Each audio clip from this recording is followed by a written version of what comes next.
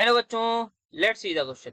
The question is pH of calcium hydroxide solution KSP is equals to 4 into 10 raised to power minus 15. सो यहाँ पे हमारा की concept जो होगा वो हमें देखना होगा. क्या की कंसेप्ट यूज होगा इस क्वेश्चन. सो की कंसेप्ट जो हमारा यूज होने जा रहा है वो होने जा रहा है pH कैलकुलेशन.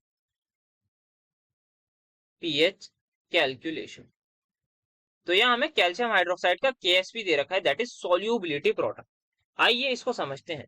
यहाँ पे हमारे पास कैल्शियम हाइड्रोक्साइड है. व्हेन वी डिसोशिएट इसको तो ये किस में ब्रेक डाउन होगी. एक तो Ca positive plus 2OH negative. अगर हमारे पास सोल्यूबिलिटी कैल्शियम हाइड्रोक्साइड की S है तो स्टोइचोमेट्री से देखेंगे यहाँ पर भी S हो जाएगी, बट इसकी हो जाएगी 2S.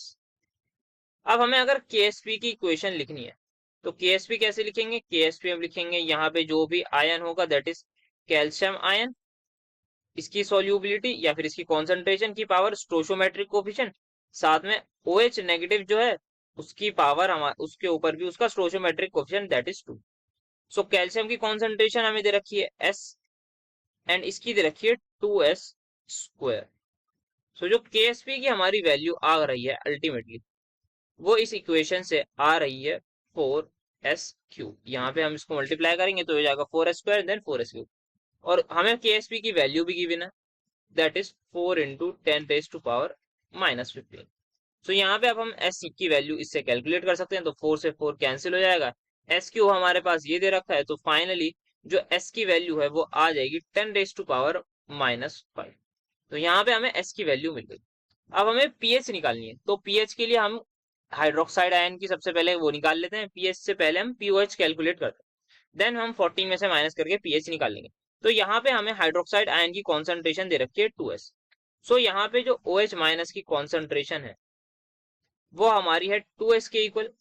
सो हमें S की वैल्यू पता है तो ये आ गई 2 into 10 raised to power -5. अब कैलकुलेट कर लेते हैं POH हमारी क्या रही है. POH का फॉर्मूला क्या होता है minus of log OH minus की कॉन्सेंट्रेशन.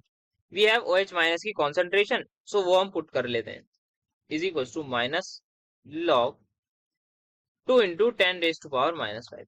एंड इसको सिंप्लीफाई करके जैसे हम लिखेंगे तो वो आ जाएगा 5 माइनस log 2.